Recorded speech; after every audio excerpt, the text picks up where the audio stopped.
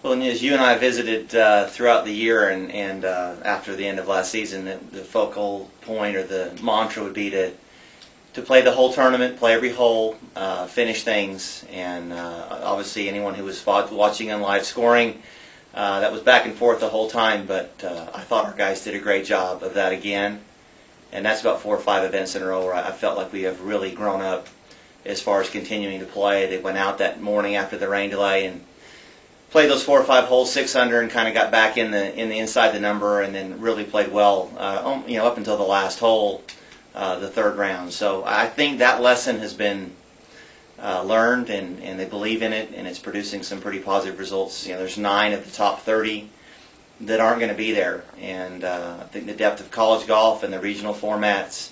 There's no cakewalks anymore. There's no, you just kind of get in if you can play reasonably well. If you have a bad round, you're going to miss.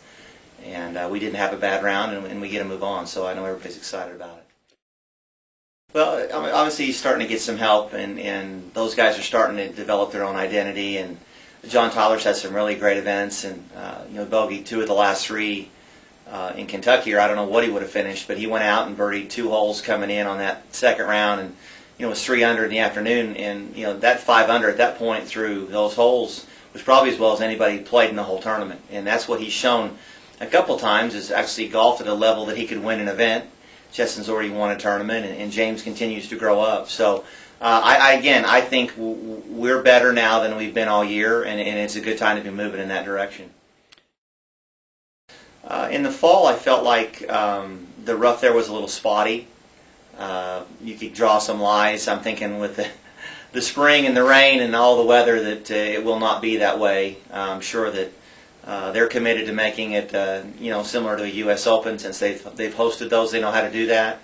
I think the grass that we played in last week was terrific preparation, and I thought our guys got to be pretty good at handling that. You just don't see that long stuff here in the South, so I thought it was an advantage to go spend 4 days in that, heading to the next tournament. So we've got some experience with that. I think one of the major differences will be the fairways will be narrower.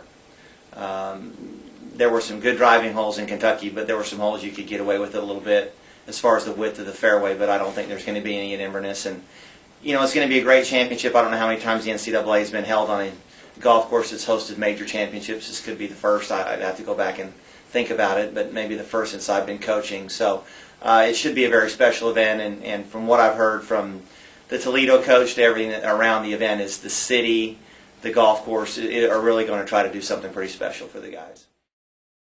I would love to get to some matches. We've played in a match play event many times since I've been here, and although the NCAA is always everybody's favorite event, I think if you were to poll our players over the years as to what event they've enjoyed a lot, it's been the match play. And if you think about all the other sports other than the football, and we all know that BCS mess that everybody wants to argue about as to who wins and who's the best, everybody has a bracket. And that's what sports fans and that's what people understand. And so now to see 2 teams matched up against each other, 2 players matched up against each other, I'm hoping that it will bring a really wonderful sport kind of out of the closet. And people will really see matchups and understand Texas versus USC like we do in football. And players, Cameron Tringali facing Ricky Fowler and those types of things. I think we've been missing something like that, and I think this format, you play to get a chance to do that, and I'm hoping that those matches will become as popular and as exciting as you see in the Walker Cup and as you see in the Ryder Cup.